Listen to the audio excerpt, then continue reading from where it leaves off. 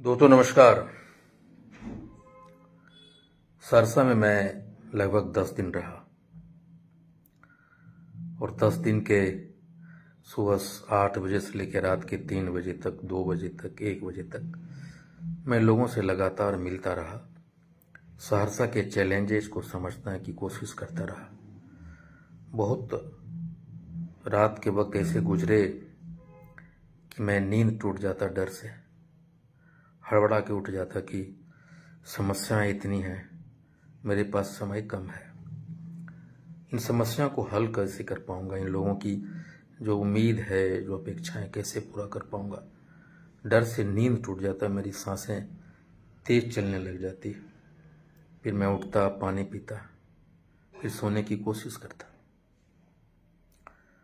यहाँ भी हूँ पटना में। आपको पता है कि माननीय विधानसभा के अध्यक्ष ने मुख्यमंत्री के आदेश पे मुझे याचिका समिति का सदस्य बनाया है और उसकी बैठक थी 16 तारीख को।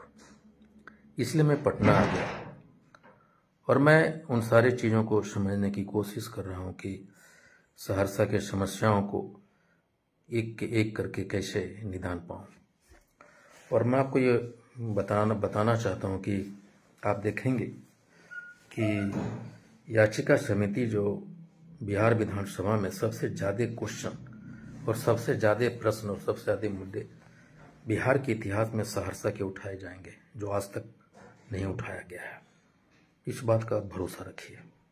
हम एक एक बिंदुओं को, एक एक चीज़ को, मूलभूत से जुड़े लोगों के जुड़े समस्याओं को उठाऊंगा और कोशिश करूंगा कि एक एक करके मूल से, उसे जड़ मूल से खत्म कर सकें। मैं अपना एक अनुभव आपको साझा करना चाहता हूं कि एक एक करके हम आपके सामने आएंगे और मैंने क्या करने की कोशिश कर रहा हूं और आपकी सहभागिता उसमें कैसे मुझे हासिल हो, इस पर भी हम आपसे बात करेंगे। मुझे मालूम है कि सहरसा के नए निर्माण में वहाँ के लोगों के बिना ये संभव नहीं है। हर एक सेक्शन के लोगों की आवश्यकता होगी एक नए सहरसा के निर्माण में। आइए आज मैं आपको एक वाकया सुनाता हूँ कि हमसे मिलने सर्किट हाउस में जिला पशु चिकित्सक पधारे। हमारी उनकी बातें जो हुई, एक अनुभव मैं आपके सामने शेयर करना चाहता हूँ। मैंने उन्हें आखिर पशु चिकित्सक सहरसा में करते क्या हैं, उनका क्या रोल है, मैं उनसे जानने की कोशिश की। बहुत सारी चीज़ें पता चला, लेकिन मैंने उन्हें कहा कि डॉक्टर साहब, जो स्ट्रे डॉग हैं, जो स्ट्रीट डॉग्स हैं, वो उनकी कोई गणना है? तो उन्होंने कहा कि सर पशु गणना हुई है, अभी तक आया नहीं, लेकिन उनके पास कोई आंकड़ा नहीं था। तो हमने पूछा कि ये जो पेट डॉग्स हैं, जो लोग शौक से डॉग्स को पालते हैं, कुत्ते को पालते हैं, बिल्लियों की पालते हैं, उनकी कितनी संख्या है? तो ये भी उनके पास ये डेटा नहीं था। तो हमने ये जानने की कोशिश किया था, आप ये बताइए कि वैक्सीनेशन के लिए तो पालतू डॉग्स को लाते होंगे लोग, वो कितने हैं? तो उन्होंने कहा कि 200 से 250 होता है। तो मैंने कहा डॉक्टर साहब, आपको पता है ना कि कुत्ते और बिल्लियों के काटने से रैबीज होता है और रैबीज का कोई इलाज दुनिया में आज तक नहीं है।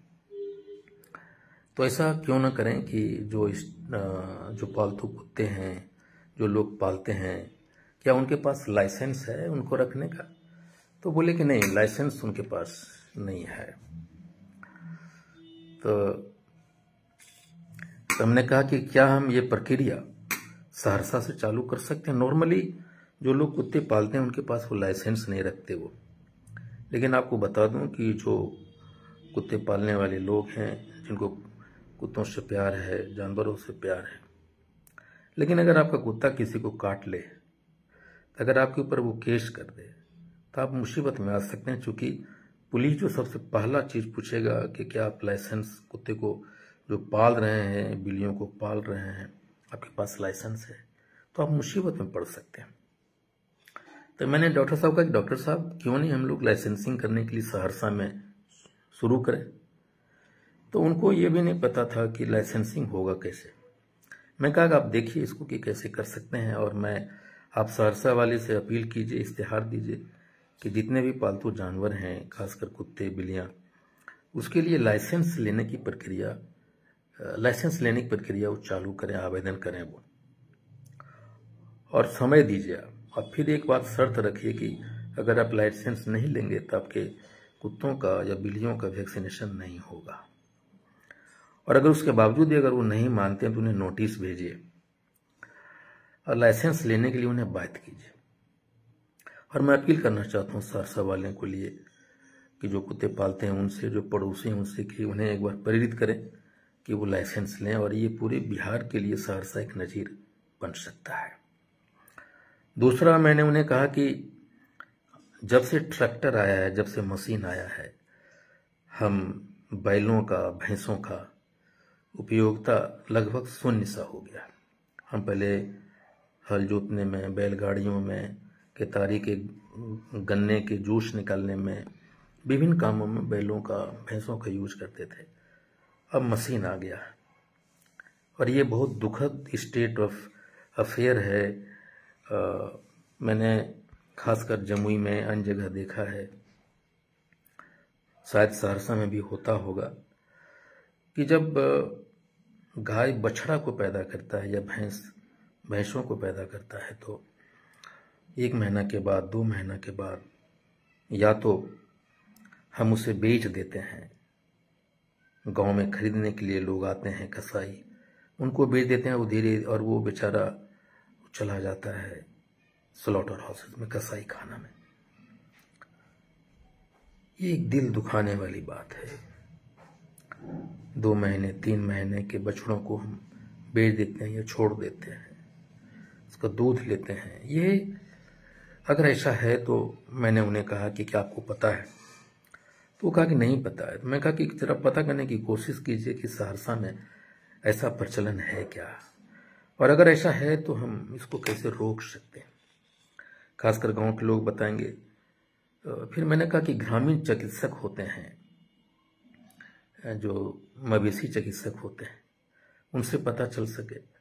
और खासकर जो मवेशी चिकित्सक हैं, उनके क्या आपसे संबंधित होते हैं, आपसे निबंधित होते हैं, या कोई ये जो नए नए ट्रीटमेंट आते हैं जानवरों के लिए, उनको ट्रेनिंग देने के लिए आपके पास कोई प्रोविज़न है, कोई संसाधन है, ऐसा कुछ है? आपको बता दें कि जो मवेशी डॉक्टर होते हैं, जितना सेवा वो करते हैं, जितना वो इलाज करते हैं, शायद सरकारी डॉक्टर भी नहीं कर पाते। इसलिए मुझे लगता है कि मवेशी डॉक्टरों को भी ट्रेनिंग देने की कोई प्रोविज़न होना चाहिए। नए नए मेडिसिन जो उपलब्ध होते हैं, जो आविष्कार किए जाते हैं, उनसे उनकी जानकारी होनी चाहिए।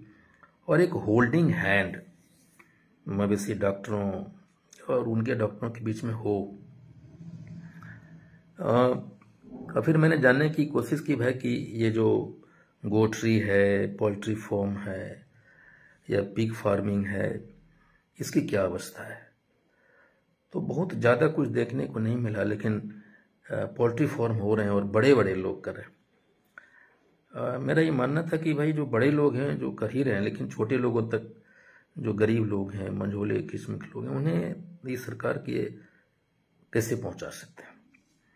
इसमें कुछ कानूनी बाध्यता थी, कुछ नीतिगत बातें थी, फैसले थे जो उन्हें नहीं पता था। तो मैंने उसी समय विभाग के एसीएस श्रीमती एन विजयलक्ष्मी से फ़ोन पे बात की और उनसे अनुरोध किया कि मैडम आपसे हम मिलना चाहते हैं और विभाग से रिलेटेड कुछ नीति निर्धारण पे बात करना चाहते हैं। उन्होंने कहा कि आप आएँ, हम लोग मिलेंगे और आपकी जो भी समस्या हैं या जो भी चीज़ें हैं, देखते हैं कि विभाग कैसे आपकी इस सोच को एक नया आयाम दे सकता है।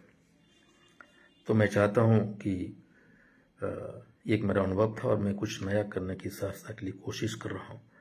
आपका सहयोग हमें मिले ये अपेक्षा रखता हूं, और एक जो अन्य जिलों में नहीं हुआ, सहरसा से उसकी शुरुआत हो। और आपको ये भी बता दूं कि ये जो विधानसभा में अभी तक बिहार के सारे रिकॉर्ड तोड़े जाएंगे और सहरसा के सारे समस्याओं को मैं विधानसभा में उठाऊंगा। और चाहे याचिका समिति का मेंबर बना हूं, तो मुझे प्रिविलेज है कि मेरे द्वारा उठाए गए याचिका पे विधानसभा और कमेटी एक्शन लेगी। और उसे जड़ से खत्म करने की कोशिश करेगी, त्वरित निदान होगा। सहरसा वालों, आपने जो मुझे प्यार दिया है, कर्ज उतारने की भरपूर कोशिश करूंगा। Thank you.